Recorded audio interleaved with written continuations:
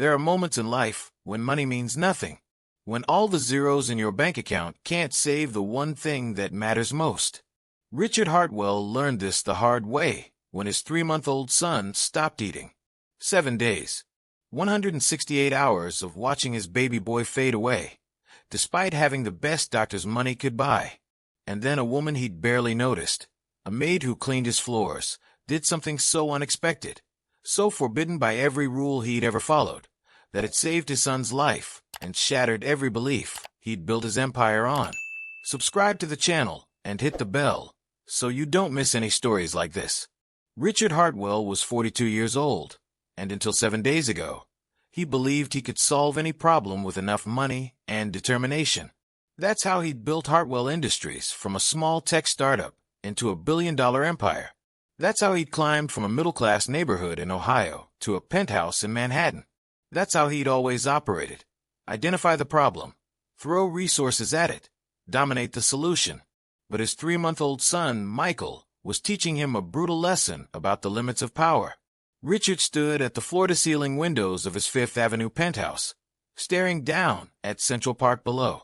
The morning sun painted everything gold, but inside his home, everything felt cold and sterile. His reflection in the glass showed a man who hadn't slept in days, dark circles under his eyes, stubble on his usually clean-shaven jaw, hair disheveled. His tailored suit hung looser than it should. He'd lost weight. Stress was eating him alive. Behind him, in the nursery down the hall, his son was dying.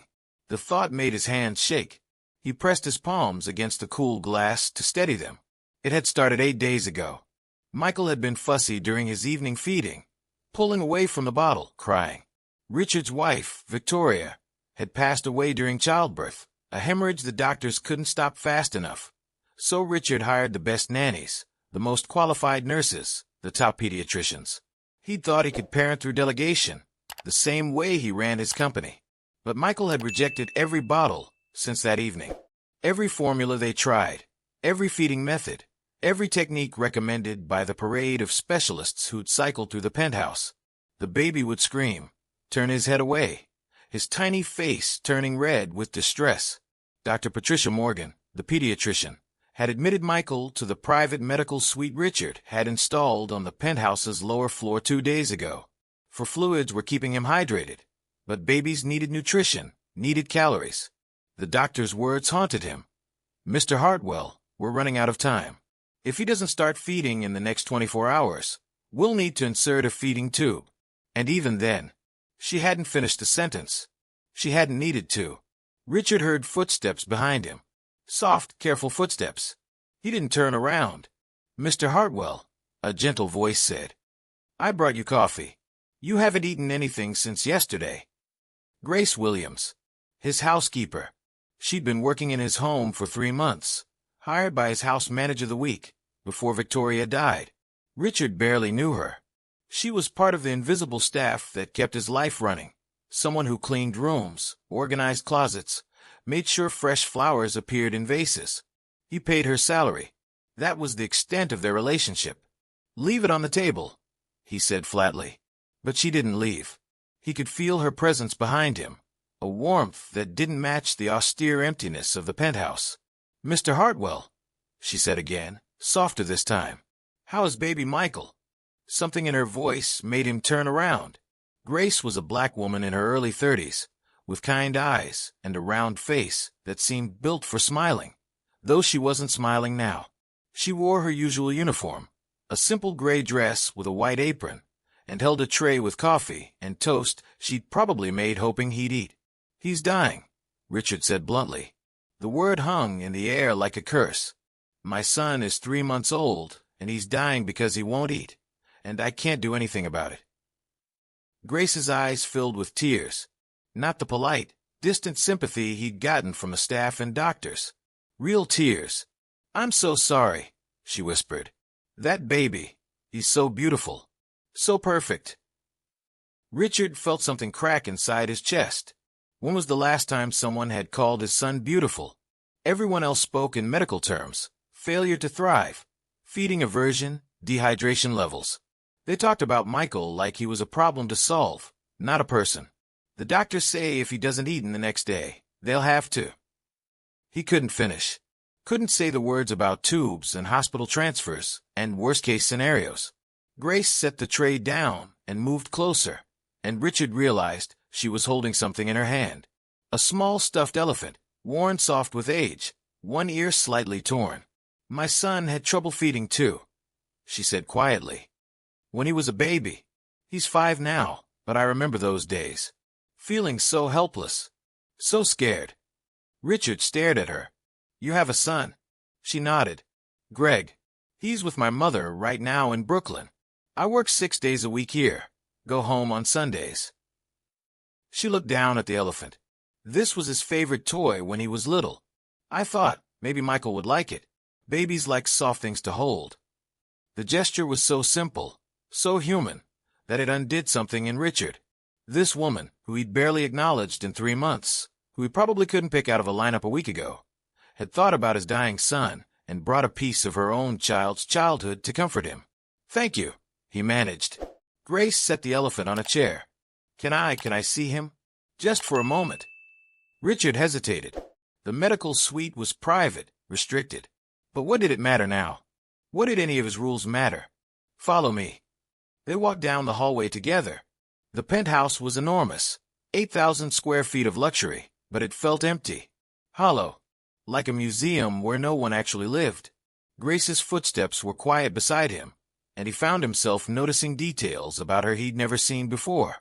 The way she walked with purpose but gentleness, the small gold cross around her neck, the fact that her hands were rough from work, but her movements were careful. The medical suite was dim, lit only by monitors and a small lamp. Dr. Morgan had stepped out an hour ago. The night nurse, Sandra, sat in the corner, but she stood when Richard entered. "No change, Mr. Hartwell," Sandra said softly. Michael lay in a specialized crib that looked more like medical equipment than a baby bed. He was so small, 3 months old but lighter than he should be, his weight dropping dangerously after 7 days, without proper nutrition. Lines ran from his tiny arm. His face was peaceful in sleep, but Richard could see how thin he'd become, how fragile. Grace moved to the crib with a reverence that surprised Richard. She looked down at Michael with such tenderness, such raw emotion, that Richard felt like an intruder in his own home. "Oh, sweet baby," Grace whispered. "Sweet, precious baby." Michael stirred, his little face scrunching. Then his eyes opened, those bright blue eyes he'd inherited from Victoria, and he looked right at Grace. And he didn't cry. For 7 days, Michael had cried almost constantly when awake, his little body racked with hunger he couldn't satisfy. But now, looking up at Grace, he made a soft cooing sound. Grace's hand moved instinctively, her finger brushing his tiny palm. Michael's fingers closed around hers with surprising strength. "Hello there," Grace murmured. "Hello, little one. You're fighting so hard, aren't you? Such a strong boy." Richard watched, transfixed. His son, who'd rejected every person who tried to comfort him, was calm in this woman's presence. "He likes you," Sandra said, surprise evident in her voice. Grace smiled, but it was a sad smile. "Babies know," she said. "They know when someone really sees them." She looked at Richard. "He's not just hungry, Mr. Hartwell. He's lonely." The words hit Richard like a physical blow. Lonely. His son was lonely. "He has everything," Richard said defensively. "The best care, the best equipment, the best. But no one who holds him just to hold him," Grace said gently. She wasn't accusing, just stating a fact. No one who rocks him and sings to him and tells him stories. When's the last time someone held him without trying to make him eat or do something? Richard opened his mouth, then closed it. He didn't know. He couldn't remember. Between the nurses and doctors and specialists, Michael had been handled constantly. But held? Loved. Richard himself barely touched his son, terrified his awkward hands would break something. Grace looked back down at Michael. "May I?" she asked. Richard nodded. Grace carefully lifted Michael from the crib, mindful of the 4-line. She cradled him against her chest, one hand supporting his head, and began to sway gently, humming a melody Richard didn't recognize. Michael snuggled into her, his tiny fist gripping her dress. And then something happened that made Richard's breath catch. Michael turned his face toward Grace's chest and made a rooting motion, the instinctive searching babies do when they're hungry. His little mouth opened, seeking. Grace stiffened. Her eyes went wide. She looked at Richard with something like panic. "Mr. Hartwell," she said carefully. I think he's trying to feed." Sandra stood up quickly. "That's the first feeding cue he's shown in 2 days." Richard moved closer. "Get a bottle. Now." Sandra rushed to prepare one, but Richard could see the problem immediately. Michael was rooting against Grace's chest, against the warmth and softness of a human body, not a bottle. He'd rejected every bottle for a week. Why would this be different? Sandra returned with a bottle, warmed to perfect temperature. Grace reluctantly adjusted Michael in her arms and tried to offer it to him. Michael's face scrunched. He turned away from the bottle, whimpering, but his little face kept turning back to Grace's chest, searching, rooting, wanting. "He doesn't want the bottle," Sandra said unnecessarily. Grace's voice was very quiet. "Mr. Hartwell, I think I know what he wants." Richard looked at her, at the way Michael was rooting desperately against her, the way his tiny mouth kept seeking, the instinct that was stronger than his 7-day hunger strike. "You're lactating," Richard said. It wasn't a question. Grace nodded slowly, her cheeks flushing. Yes. I'm still nursing my son. Just once in the morning before work, but I'm still producing. I was planning to wean him soon, but—" She looked down at Michael, and Richard saw tears in her eyes. "Mr. Hartwell, he's starving, and he wants what I could give him." The room fell absolutely silent. Even the hum of medical equipment seemed to fade. What Grace was suggesting was impossible, inappropriate. It crossed every professional boundary, every social convention. He'd be asking his housekeeper to breastfeed his son. A black woman nursing a white baby. The optics alone, the historical weight, Michael whimpered, his little face red now, turning desperately toward Grace. And Richard realized something. His son was dying, and nothing else mattered. "Do it," he said. Grace's eyes snapped to his. "Mr. Hartwell?" "Feed my son," Richard said, his voice rough with emotion. "Please. Whatever it takes. Feed him." Grace hesitated for only a moment. Then she looked at Sandra. "Could you give us privacy?" Sandra nodded and left quickly, closing the door behind her. Grace moved to the rocking chair in the corner, settling Michael carefully. Her hands shook as she adjusted her dress, maintaining as much modesty as she could.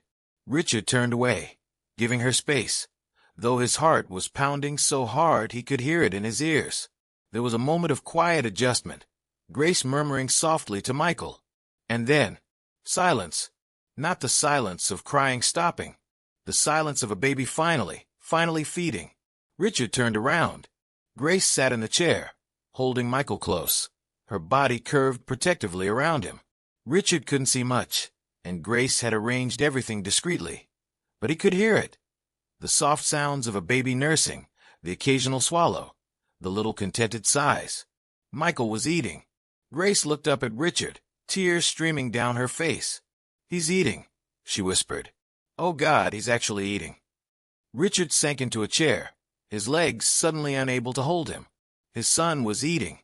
After 7 days of hell, watching his child waste away, paying for every specialist in New York, installing a medical suite in his home. It had taken a maid's kindness and her body's natural gift to save Michael's life. He buried his face in his hands and sobbed. They stayed like that for 20 minutes. Grace feeding Michael, Richard crying silently in his chair, the monitors beeping steadily. Proof that his son was alive, was surviving, was going to be okay. When Michael finally pulled away, sated and drowsy, Grace cleaned him gently and held him against her shoulder, patting his back until he burped. Then she stood and carefully placed him back in the crib, tucking him in with a tenderness that made Richard's chest ache. Michael's face was peaceful now. Actually peaceful, not the exhausted peace of starvation, but the soft relaxation of a fed, content baby. "He'll sleep now," Grace said softly. "That's the best sleep he'll have had in days." Richard stood, wiping his face roughly. He looked at Grace, this woman he'd barely acknowledged, who just saved his son's life in the most intimate, sacred way possible. "Grace," he said, and his voice broke on her name. I don't know how to thank you." Grace shook her head. "You don't need to thank me. That baby needed help. Anyone would have." "No," Richard interrupted. "No, they wouldn't have. Do you know how many people have been through this penthouse in the last week? Doctors, nurses, specialists. Not one of them, not one." He couldn't finish. Grace moved closer to him. "Mr. Hartwell, I have a son. I know what it's like to love a child, so much it terrifies you. I couldn't stand by and watch Michael suffer when I could help." Richard looked at her, really looked at her, maybe for the first time. "You're still lactating because you're still nursing your 5-year-old? A faint smile crossed Grace's lips. "Just once in the morning. It comforts him. I know he's too old, and I get judged for it, but—" She shrugged. "He's my baby. He went through so much when he was little. His father left when he was 1. I lost my apartment. We moved in with my mother. Everything was chaos.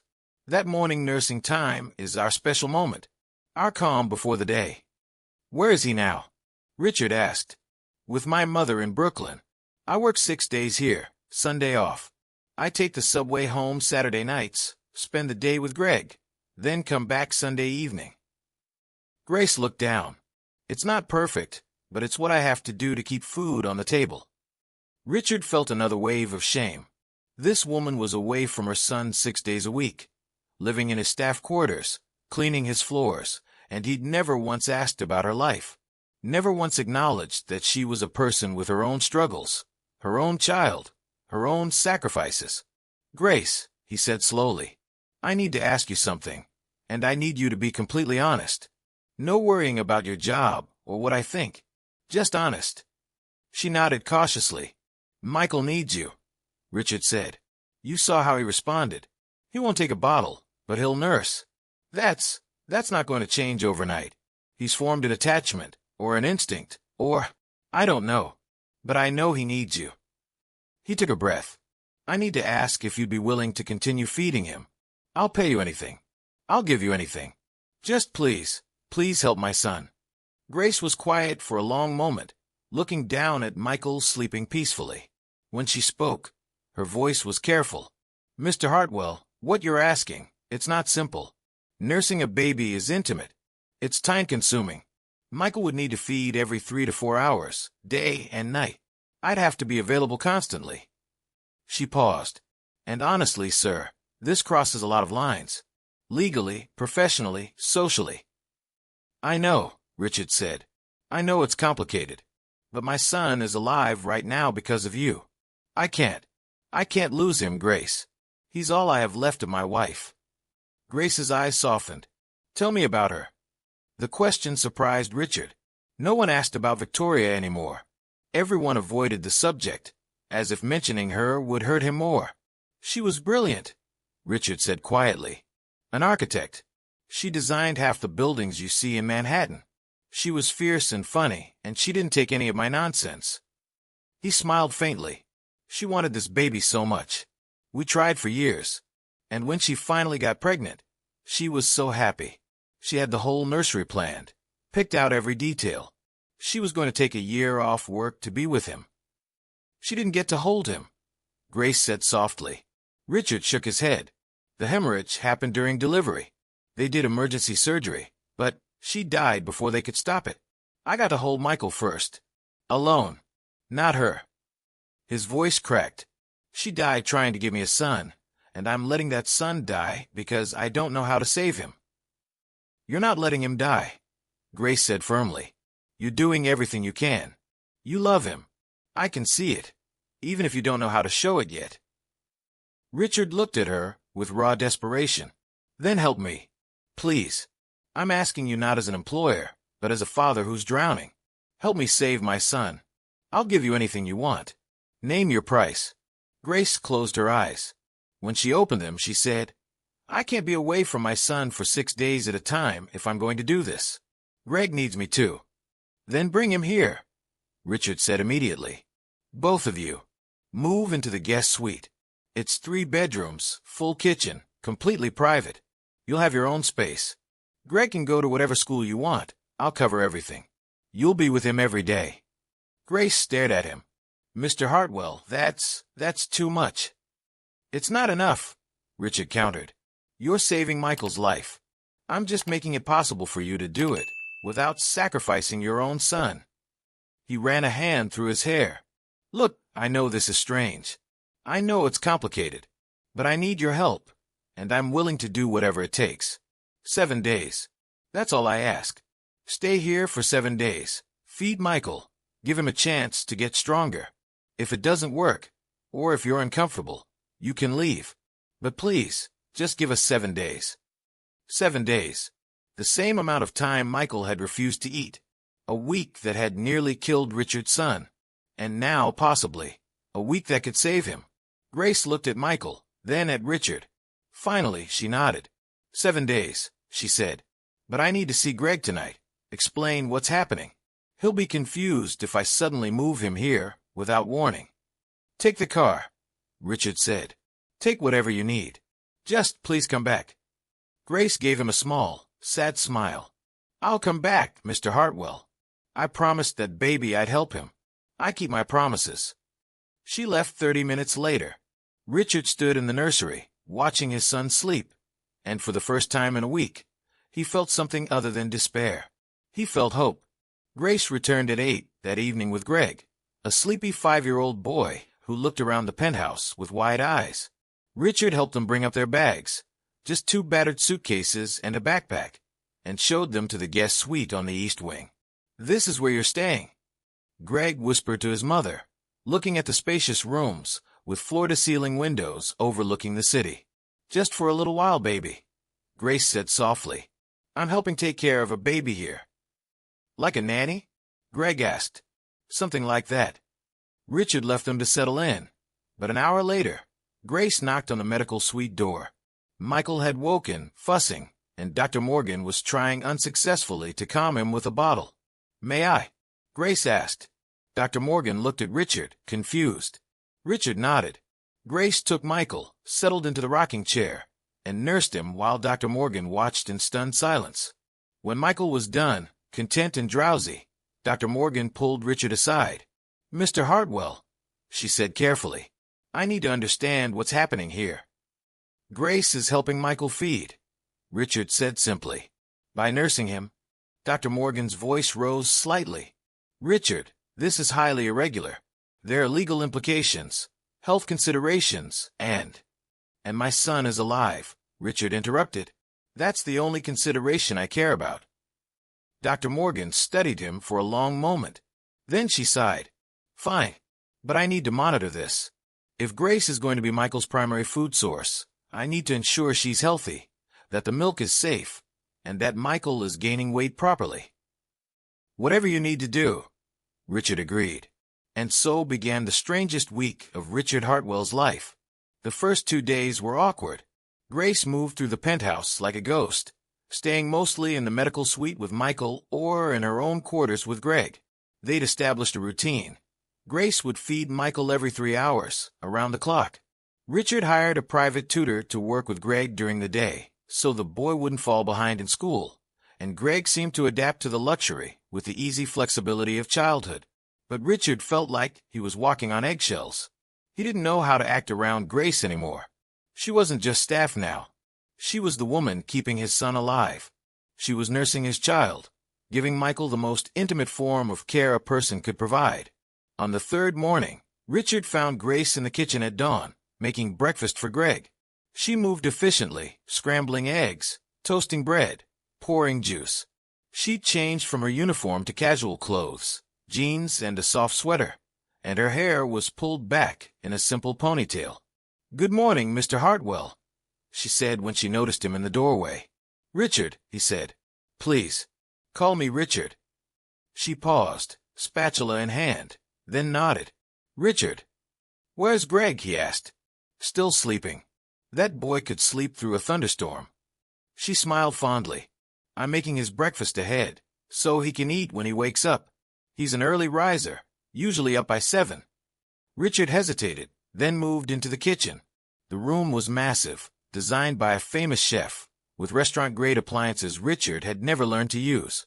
His chef prepared all his meals, leaving them in warming drawers. He ate alone at the dining table, reading news on his tablet. But now Grace was cooking, and the kitchen smelled like a home instead of a showroom. "Can I help?" Richard asked. Grace looked at him with surprise. "You cook?" "No," Richard admitted, "but I can learn." A slow smile crossed Grace's face. "Okay then, you can crack eggs. 6 of them in that bowl." Richard rolled up his sleeves and moved to the counter. He picked up an egg, tapped it against the bowl's edge, and completely shattered it, shells and all dumping into the bowl. Grace laughed. Actually laughed, a warm, genuine sound that filled the kitchen. "Okay, maybe start with setting the table," she said, still smiling. Richard felt his face heat with embarrassment, but also something else. Something lighter. When was the last time someone had laughed at his mistakes without cruelty? When was the last time he'd done something wrong that didn't result in a lawsuit or a stock drop? "I really am useless at domestic things," he said. "You're not useless," Grace said gently.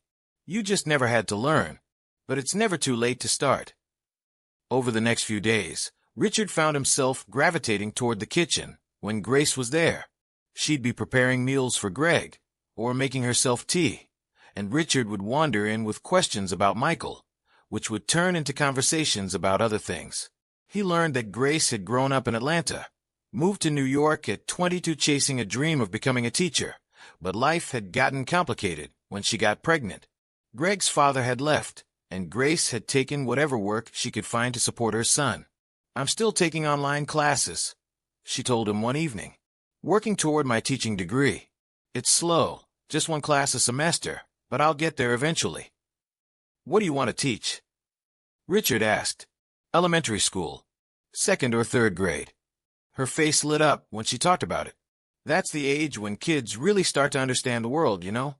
When reading clicks and math starts making sense. I want to be there for that moment, especially for kids who don't have much support at home." Richard watched her talk, animated and passionate, and realized he'd never asked any of his employees about their dreams, had never thought of them as people with aspirations beyond their job descriptions. Greg became a fixture in the penthouse, too. The boy was quiet but curious, often found reading in the library or watching the city from the windows. One afternoon, Richard found Greg in his home office, staring at the walls covered in awards and framed magazine covers. "Your house is really big," Greg said. "Like a castle." Richard looked around the office as if seeing it for the first time. "I suppose it is." "Are you a king?" Greg asked seriously. Richard couldn't help but smile. "No, I just work a lot and make a lot of money." "My mom works a lot too," Greg said, "but we live in a small apartment with Grandma. It's nice though. We have a park nearby." The innocence of the statement struck Richard. This child didn't resent the inequality, didn't judge. He just stated facts. "Do you like it here?" Richard asked. Greg thought about it. "It's different, but I like being with my mom all day. Usually she's only home 1 day a week." He looked up at Richard with those serious 5-year-old eyes. "Are you nice to my mom?" The question was so direct, so protective, that Richard felt something shift in his chest. "I'm trying to be," Richard said honestly. "Your mom is helping me a lot. She's very important." Greg nodded, satisfied with that answer. "She's the best mom in the world." "I believe you." Dr. Morgan visited daily to check on Michael. The baby was gaining weight, slowly but steadily. The dangerous dehydration had resolved. Color was returning to his cheeks. By day 5, Michael was alert and active during his wake periods, making eye contact, cooing, acting like a healthy 3-month-old should. "This is remarkable," Dr. Morgan said, reviewing the charts. "I've never seen a turnaround like this." "Richard, I have to ask, what happens after the 7 days?" Richard had been avoiding that question. 7 days was nearly up. Grace had agreed to a week, and he had no right to ask for more. But the thought of her leaving, of taking away the one thing that had saved Michael, terrified him. "I don't know," he admitted. That evening, Richard found Grace on the terrace. The penthouse had multiple outdoor spaces, but this one overlooked Central Park. Grace stood at the railing, wrapped in a cardigan against the spring chill, looking out at the city lights. "Greg is asleep," she said when Richard joined her. "That tutor wore him out today with math games." "He's a good kid," Richard said. "He is." Grace smiled. "He's my whole world." They stood in comfortable silence for a moment. Then Grace said, "Tomorrow is day 7. Richard's chest tightened. "I know. Michael is so much better. Dr. Morgan thinks we could try reintroducing a bottle soon, mixing my milk with formula gradually. It might work now that he's healthier and less stressed." "That's good," Richard said, though his voice sounded hollow even to himself. Grace turned to look at him. "Richard, what do you want?" The question was so simple, but the answer was so complicated. "I want my son to be okay," Richard said. "I want him to keep improving. I want him to grow up healthy and happy." "That's not what I asked," Grace said gently. "What do you want?" Richard looked at her, this woman who'd appeared in his life like an answer to a prayer he didn't know he'd been praying. In 7 days, she'd saved his son, yes, but she'd also done something else. She'd made the penthouse feel less empty. Her presence, and Greg's, had brought warmth to the cold luxury, laughter to the silence, life to the museum. "I want you to stay," Richard said quietly. "Not because of Michael, though God knows I'm terrified of what happens if you leave, but because," he struggled for words, "because this week, for the first time since Victoria died, I haven't felt completely alone." Grace's eyes widened slightly. "I know that's not fair," Richard continued quickly. "You came here to help for 7 days, not to fix my loneliness. And I know there are complications, your life, your dreams, the fact that I'm your employer, the optics, everything. But I'm asking anyway. Stay, not as staff, as something else, something more." "Richard," Grace said slowly, "what are you saying?" "I'm saying I don't want this to end," Richard said. "I'm saying that when I hear you laughing in the kitchen with Greg, I stop working because I want to listen. I'm saying that when you sit with Michael, talking to him like he can understand, telling him about your day, I see the mother my son should have had. I'm saying that you've brought something into this place that money never could." He took a breath. "I'm saying I think I'm falling in love with you." The words hung in the air between them, impossible and true. Grace took a step back, her hand going to her mouth. "Richard, we barely know each other. It's been a week. You're grieving your wife, dealing with trauma. You're not thinking clearly." "I'm thinking more clearly than I have in months," Richard interrupted. "You're right that we barely know each other. You're right that this is complicated and fast and maybe crazy. But I'm 42 years old, Grace. I know what's real and what's just desperation. This is real. Your son's nurse," Grace said, and there was a tremor in her voice. "That's what people will say. The help. The poor black woman he took advantage of when he was vulnerable. That's the story everyone will tell. I don't care what people say." "You should," Grace said, and now there were tears in her eyes. "Richard, you live in a different world than me. You have billions of dollars. I clean houses. Your friends, your business partners, your family. They'll look at me and see someone who's not good enough. And maybe they're right." "They're not right," Richard said fiercely. He moved closer to her. "Grace, you're a woman working 3 jobs to support your son while taking college classes to pursue your dream. You're a mother who sacrificed time with her child to help a stranger's baby. You're the strongest, kindest person I've ever met. If anyone's not good enough, it's me." Grace shook her head, tears spilling over. "You don't understand. I've been poor my whole life. I've been looked down on, dismissed, treated like I'm less than. I fought so hard to build something stable for Greg. And what you're offering, it's not stable. It's a fairy tale. And fairy tales end." "Then let's write a different ending," Richard said. He reached out, gently taking her hand. "Stay. Give this a chance. Give us a chance. If it doesn't work, I'll set you up with enough money to finish your degree and never worry again.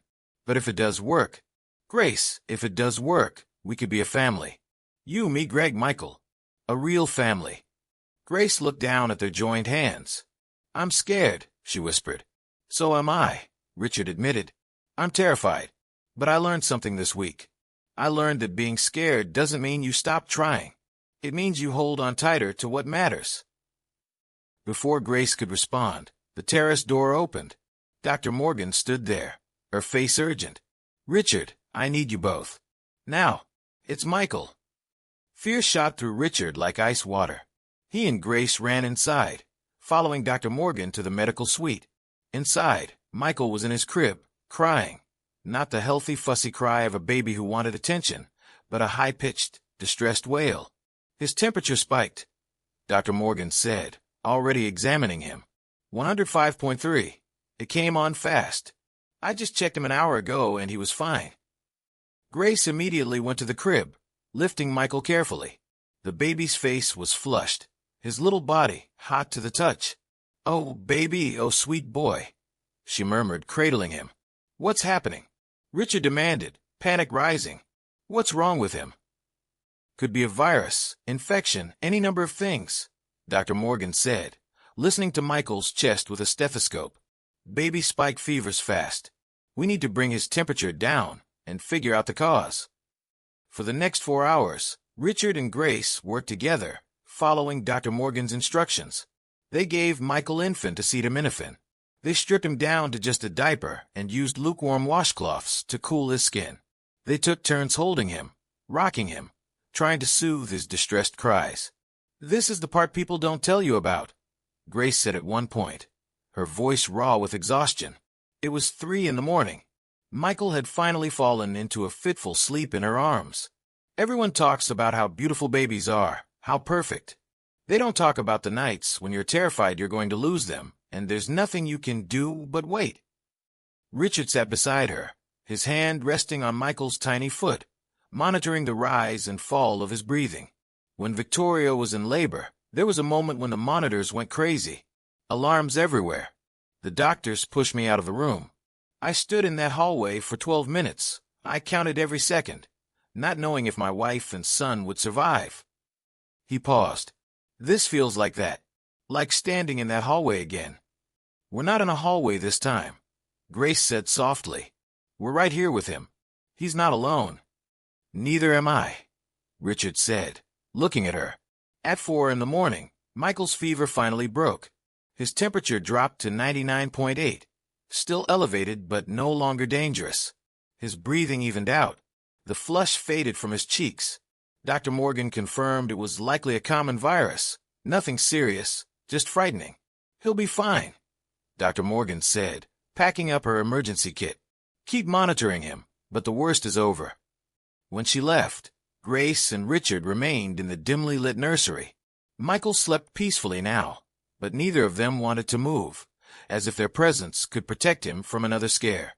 "I can't do this alone," Richard said suddenly. "I thought I could parent through delegation, hiring the best people, throwing money at problems. But tonight," he looked at Grace, "tonight I would have fallen apart if you hadn't been here. Not because you're a nurse or because you can feed him, but because you knew what to do, how to stay calm, how to remember that he's a person, not a problem to solve." Grace reached out and took his hand. "You didn't fall apart. You were right here with me, doing everything you could. You're learning, Richard. That's what parenting is, learning on the job, making mistakes, getting scared, but showing up anyway." "Teach me," Richard said. "Stay and teach me how to be the father Michael deserves, how to be present, how to love without suffocating, how to—" he swallowed hard, "how to be the man Victoria would have wanted me to be." Grace was quiet for a long time, looking down at Michael. When she spoke, her voice was barely a whisper. "I'm terrified this will fall apart, that you'll wake up one day and realize you don't actually want a woman like me in your life, that your world will reject us, and you'll choose your empire over this makeshift family." "I won't," Richard said. "You can't promise that," Grace said, and there was such pain in her voice. "Greg's father promised too. He said he'd be there, said he loved us. And then one day he just left. No explanation, no goodbye. Just gone. And I was alone with a 1-year-old and no money and no plan." She looked at Richard with tears streaming down her face. "I can't survive that again. And I can't let Greg survive it. He's already attached to this place, to you, to the idea of being a big brother to Michael. If this falls apart, it'll break his heart. Then I need to prove it, Richard said. Not with words, with actions. Tell me what you need. What would make you feel safe enough to stay? Grace thought about it.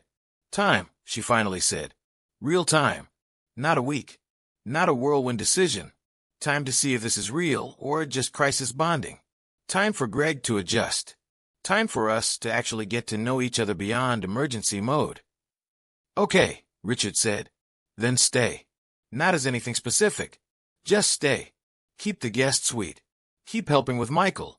Let's just live. Day by day. No pressure, no expectations. Just see what happens. Grace wiped her eyes. What about the optics? Your business associates, your friends? I'll deal with them, Richard said. And honestly, I've been thinking about that. About my life before this week. I worked 80-hour weeks, flew around the world closing deals, lived in hotels and boardrooms. I barely saw my own home. I had a wife I loved but barely spent time with because I was always chasing the next success. He looked around the nursery. What was it all for? To have the biggest bank account?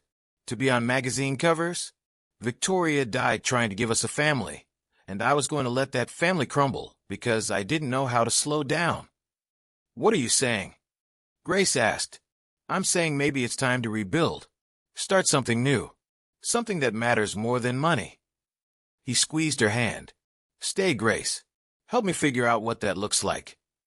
Grace looked at him for a long moment. Then she nodded slowly. Okay, I'll stay. For now. We'll take it day by day.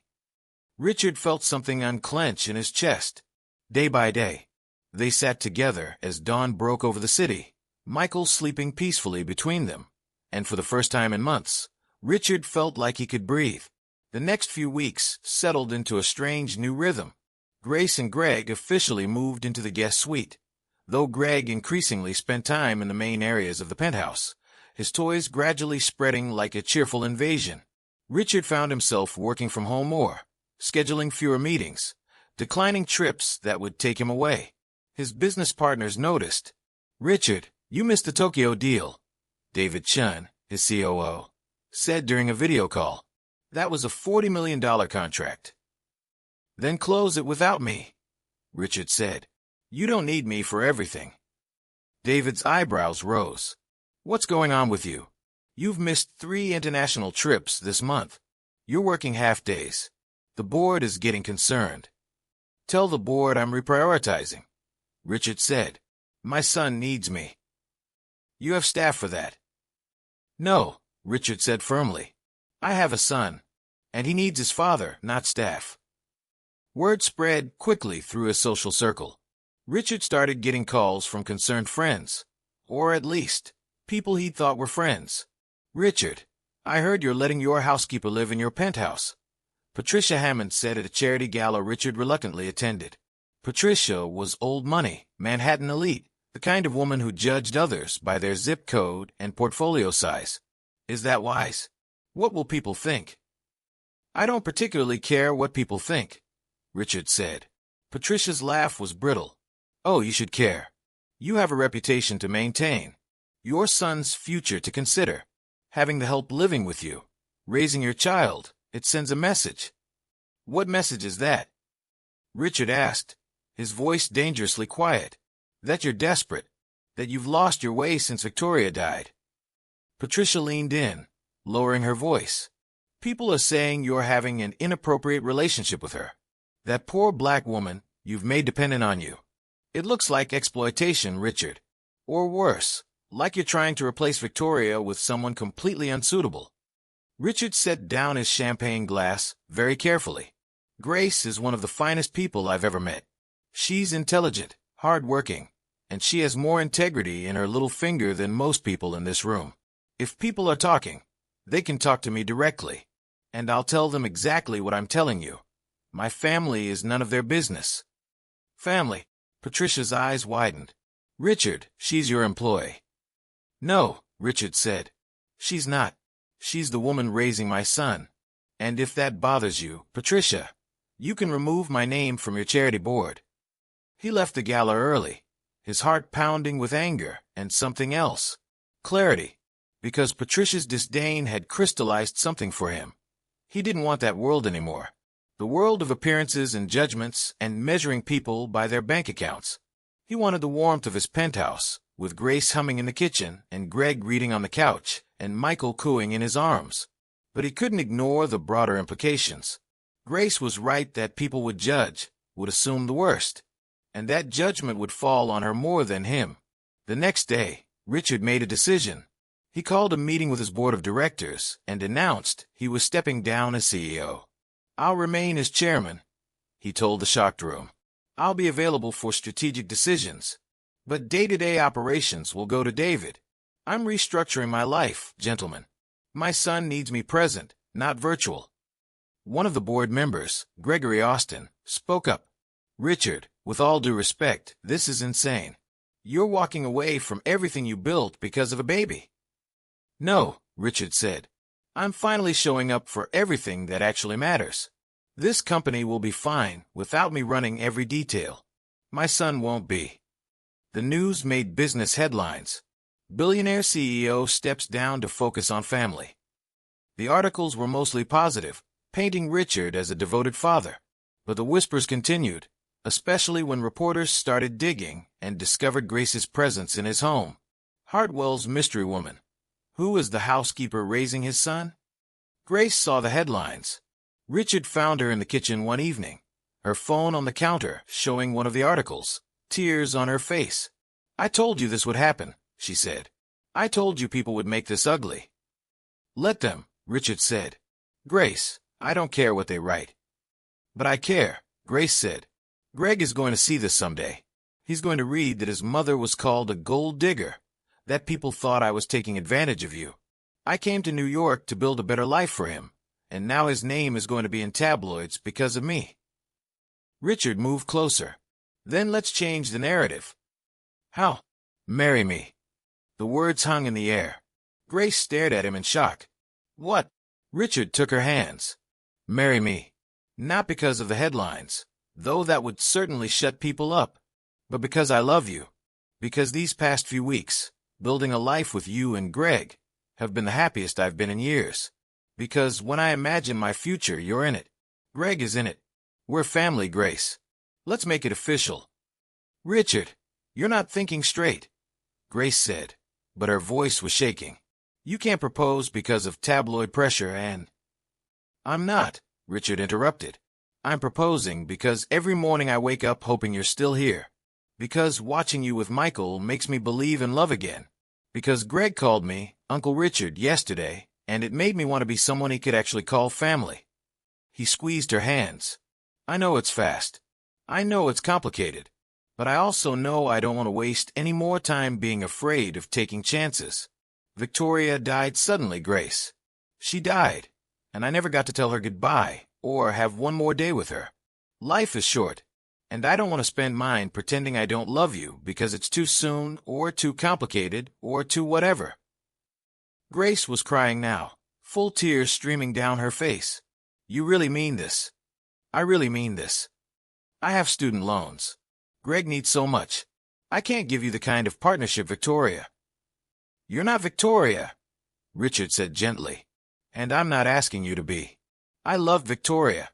I'll always love Victoria. But you're Grace. You're the woman who saved my son's life, who made my house a home, who teaches me every day how to be present, how to be real. You're exactly who I want." Grace closed her eyes, more tears falling. "I'm scared. I know. So am I. But Grace, we've already done the hardest part. We've already built something real. Now we just have to trust it." Grace opened her eyes and looked at him, really looked at him, searching for doubt, for uncertainty, for any sign this was a fantasy. But Richard met her gaze steadily, his eyes clear and sure. "Okay," she whispered. "Okay. Okay, I'll marry you." Richard pulled her into his arms, holding her tight, feeling her shake with tears against his chest. "I promise I'll spend the rest of my life proving you made the right choice." "You better," Grace said, laughing through her tears. Because if you break my heart, Greg will never forgive you. And he's a very loyal kid. They told Greg that evening. The 5-year-old looked between them, processing. So you're going to be Michael's new mommy? He asked Grace. Something like that, Grace said. And Richard is going to be part of our family. Greg turned to Richard with those serious eyes. Does that mean you'll be my dad? The question hit Richard harder than he expected. Only if you want me to be. Greg thought about it with the gravity only a 5-year-old could muster. Then he nodded. Okay, but you have to learn to cook breakfast. Mom makes the best pancakes, and you need to know how. Richard laughed, relief flooding through him. Deal. I'll take cooking lessons. And you have to come to my school plays. Wouldn't miss them. And you can't be mean to my mom ever. Richard crouched down to Greg's level. Greg, I promise I will always treat your mom with love and respect. She's the most important person in the world to both of us, right? Greg nodded seriously. Then we have to take care of her together. Deal. Greg stuck out his hand for a shake. Deal. 2 days later, Greg came home from a play date upset. Grace found him crying in his room. Baby, what's wrong? She asked, sitting on his bed. Oliver's mom said we're not supposed to play together anymore. Greg sniffled. She said our family is weird and wrong, and that she used a bad word, Mom. Grace pulled him close, her heart breaking. She could guess what word Oliver's mother had used. The same word she'd feared her whole life. Words rooted in prejudice and judgment. Some people don't understand families that look different from theirs, Grace said carefully. That doesn't make our family wrong. It makes them wrong for judging. But it is different, Greg said. Michael is white, and I'm black, and Uncle Richard is white, and you're black, and we're not all related by blood. Oliver's mom said that's weird. Grace heard footsteps and looked up. Richard stood in the doorway. He'd heard everything. Greg, Richard said, coming to sit on the other side of the bed. Can I tell you something? Greg nodded, wiping his eyes. Families aren't about what you look like or whose blood you share. Families are about who shows up, who loves you when you're scared, who takes care of you when you're sick, who celebrates with you when you're happy. Richard put his hand on Greg's shoulder. You show up for your mom every day. Your mom shows up for all of us. I'm learning to show up. And baby Michael, well, he's going to grow up knowing he has a big brother who's one of the bravest kids I've ever met. That's a family. And anyone who says it's weird or wrong doesn't understand what family really means. Greg looked between Richard and his mother. So we're a real family? The realest family there is, Richard said, even though we look different. Especially because we look different, Richard said. Because we chose each other. That makes us stronger. Greg thought about that. Then he said, I'm still sad I can't play with Oliver. That's okay, Grace said. You're allowed to be sad when people are unkind. But honey, you'll make other friends. Real friends who see how special you are and don't care what their parents think. Greg nodded, snuggling into his mom.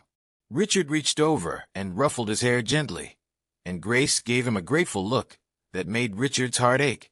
They were building something here, something fragile but real, and they'd have to defend it, again and again, from a world that didn't understand. But Richard was done caring what the world thought. They got married 3 weeks later, a quiet ceremony in the penthouse with just a handful of people. Greg, Michael, Dr. Morgan, who'd become an unexpected friend, Grace's mother, a warm woman who hugged Richard and told him firmly, You break my daughter's heart, and you'll answer to me. And Judge Sarah Winters, an old friend of Richard's who performed the ceremony. Grace wore a simple cream dress. Richard wore a suit but no tie, because Greg had declared ties were too fancy for a family wedding. Michael slept through most of it in a bassinet nearby. Judge Winters smiled as she read the vows. Do you, Richard Hartwell, take Grace Williams to be your wife, to love and cherish, in sickness and health, for richer or poorer, as long as you both shall live? I do, Richard said, his voice steady and sure. And do you, Grace Williams, take Richard Hartwell to be your husband, with the same promises? Grace's eyes were wet with tears, but she smiled. I do. Then by the power vested in me by the state of New York, I pronounce you husband and wife. Richard, You may kiss your bride." Richard pulled Grace close and kissed her gently, carefully, like she was precious. Because she was. She was everything. Greg cheered. "They're married. We're family for real now." The small gathering laughed, and Grace's mother started crying happy tears. Dr. Morgan raised a glass. "To the most unconventional, beautiful family I've ever met. To the Hartwells." "To the Hartwells," everyone echoed. That evening, after the guests had left and Greg was asleep and Michael was fed and settled, Richard and Grace stood in the nursery together, watching their son sleep. "I never thought I'd have this," Grace whispered. "A family like this. A man who sees me, really sees me. A son who's going to grow up with a brother and stability and love." "I never thought I'd have it either," Richard admitted. "After Victoria died, I thought that was it, that I'd used up my chance at family. But then you walked into my life and saved my son and—" He shook his head. "You saved me too, Grace, from becoming someone I wouldn't recognize." Grace leaned against him. "We saved each other." They stood in the quiet, listening to Michael's soft breathing, and Richard felt a peace he'd never known was possible. 6 months later, on a Sunday morning, Richard woke to the smell of pancakes and the sound of laughter. He smiled before even opening his eyes. This had become his favorite kind of morning. He padded out to the kitchen in sweatpants and a t-shirt, a far cry from the suits he used to sleep in, ready for early morning conference calls. In the kitchen, he found pure, beautiful chaos. Grace stood at the stove, flipping pancakes while singing along to music playing from her phone. Greg sat at the island, already covered in chocolate chips he was helping by eating. And in his high chair, Michael, now 9 months old and thriving, banged his chubby hands on the tray, babbling excitedly. "Dada!" Michael shouted when he saw Richard. Richard's heart swelled. Michael had started saying Dada a month ago, and it never got old. "Good morning, buddy," Richard said, moving to kiss Michael's head. Then he moved to Grace, wrapping his arms around her from behind and kissing her neck. "Good morning, wife." Grace leaned back into him. "Good morning, husband. You're just in time. Greg is about to attempt the pancake flip." "I'm gonna do it," Greg declared, wielding a spatula. Under Grace's careful supervision, he managed to flip a pancake without dropping it on the floor. "Yes. Did you see that, Dad?" Dad. Greg had started calling him that 2 months ago, and it still made Richard's throat tight with emotion. "I saw. That was perfect," Richard said. They sat down to breakfast together. All 4 of them squeezed around the kitchen island because the formal dining room felt too big and cold. Greg chattered about his upcoming school field trip. Michael threw pieces of pancake on the floor and laughed. Grace and Richard stole glances at each other, the kind of glances that said everything without words. Later that day, as Richard pushed Michael in a stroller through Central Park while Grace and Greg fed ducks at the pond, Richard thought about the man he used to be. The man who measured success in dollars and deals. The man who lived in a museum and called it a home. The man who was so busy building an empire, he almost lost the only thing that really mattered. Grace came back with Greg, both of them laughing about something. Greg's hand was sticky with ice cream, and Grace had duck pond water splashed on her jeans, and they were the most beautiful thing Richard had ever seen. "Ready to head home?" Grace asked. "Yeah," Richard said, taking her hand. "Let's go home." As they walked together, Greg running ahead, Michael cooing in the stroller, Grace's hand in his, Richard realized something. He hadn't just found love after loss. He hadn't just saved his son. He discovered what actually mattered. That sometimes the things we think we need, status, wealth, perfection, are just armor we wear to avoid being real. And sometimes losing everything we thought defined us is the only way to find what we were always meant to be. He'd thought he needed a perfect life. Turned out, he just needed a real one. And the woman he'd barely noticed, the one who cleaned his floors and sang in his kitchen, had given him that. She'd given him family, home, love, everything that money could never buy. Michael reached up from the stroller, grabbing Richard's finger with his tiny hand. Greg ran back to hold Grace's other hand. And together, the 4 of them walked home through Central Park on a perfect Sunday morning, a family in every way that mattered. Because love doesn't follow rules about timing or status, or what the world thinks is appropriate. Love shows up when you need it most, often in the form you least expect, from the person you didn't know you were waiting for. And sometimes, the woman who saves your child is the same woman who saves your soul. They didn't just survive. They became a family. And that made all the difference.